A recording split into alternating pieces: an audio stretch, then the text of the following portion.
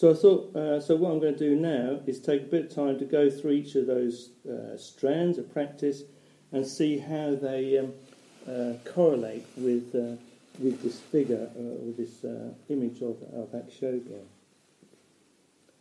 So I'm starting with the path of renunciation, and this can be really seen through the mudra of Akshobya. So this is the earth touching mudra. So it's this the simple placing the fingers onto the earth, and what that relates to is actually the story of Akshobya's coming into being. So in a former time, former realm, there was a monk who was being taught by another Buddha, Dipankara. And this, the Buddha teaching, and this monk became so inspired, he made this vow that he was not going to turn around in anger or disgust from any experience. And as he made that vow to the Buddha, the world shook. The world trembled in response to that vow.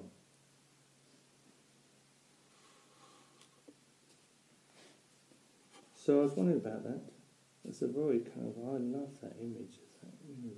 He just touches the earth in that vow, and the world responds. It kind of starts to vibrate, starts to kind of shake.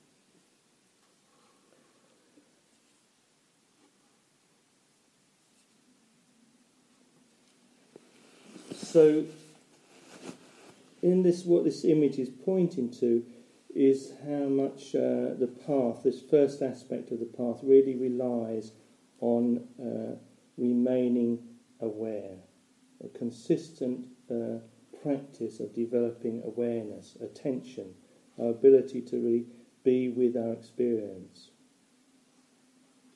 And what happens as we develop this ability to sustain attention, awareness, that within that, what tends to happen in quite a surprising way sometimes, if you had that experience where you just kind of, maybe you've been meditating, you've been on a retreat or something, you come out of the shrine room and the world is just kind of so vivid, the colours are so precise and clear, and there's something about that kind of quality of that experience, that sharpness, that lucidity, which I think connects to this kind of the touch, the earth touching mudra.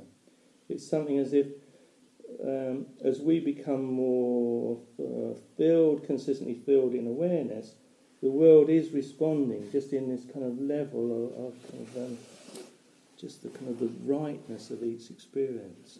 So just kind of walking up a road, just the way the cracks in a particular paving slab, you've got that crack there or that crack there, it just seems so right, so complete somehow. And those chip boxes that have been thrown in the gutter, they're just the way they lie there, it's just so perfect. There's just something about that quality that comes out of just being in awareness.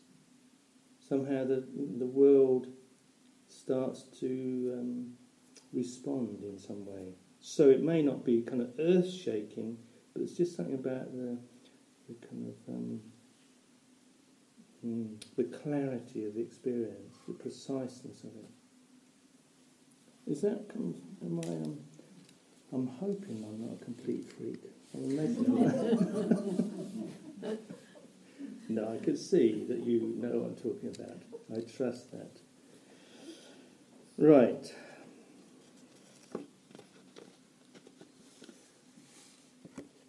So it seems to be that somewhere, like if you kind of create this attention, but also a sense of a more kind of internal spaciousness, the world does respond.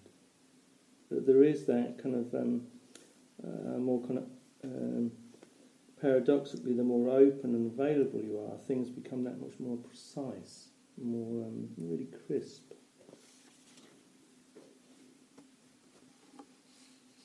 And the other thing about the mudra, which I think is really interesting and important, is that it reminds me that I am on and of the earth.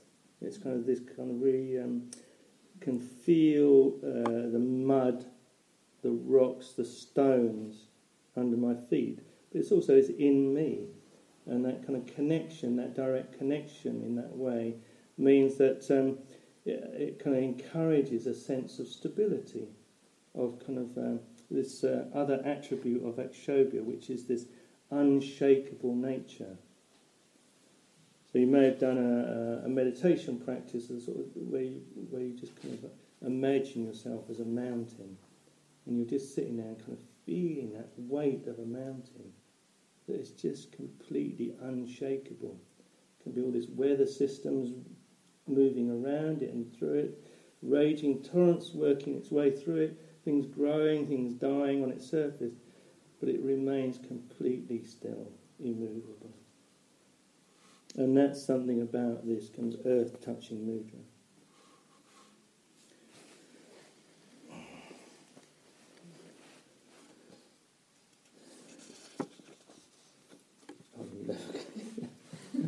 Oh dear. Oh well. So,